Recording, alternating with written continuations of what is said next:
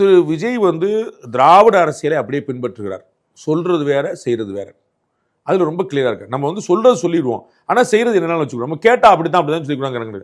நான் வந்து அவர் இன்னைக்கே ராஜ்மோகன் வந்து அறிவிக்கும் போது, இன்னைக்கு பேசும்போதே ஜாதி, மதம், இனம், மொழிக்கு அப்பாற்பட்டு சும்மா ட்ரெண்டியா சொல்லும் போது, நீங்க வந்து ஜாதிக்கு அப்பாற்பட்டு இருந்துருவீங்க சொல்லிக்கலாம், ரைட், ஓகே.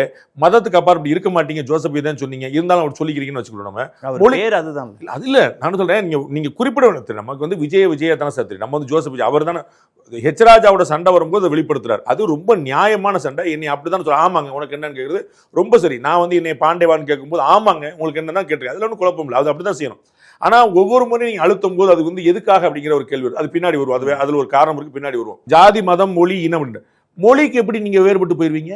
இனத்துக்கு எப்படி நீங்க வேறுபட்டு போயிருவீங்க? நீங்க வந்து சும்மா ட்ரெண்டியா சொல்லுங்க, நம்ம ஜாதி, மதம், மொழி, இனத்துக்கெல்லாம் அப்பாற்பட்டு நம்முடைய தாவேக்கா. இனத்துக்கு அப்பாற்பட்டு அப்ப தமிழ் இனத்துக்கு இல்லையா? மொழிக்கு அப்பாற்பட்டு தமிழுக்கு இல்லையா? இன்னும் சும்மா ஒரு ட்ரெண்டியா சொல்லி அப்படி ரைட். ஜாதிக்கு அப்பாற்பட்டான் வாங்க, மதத்துக்கு அப்பாற்பட்டான் வாங்க.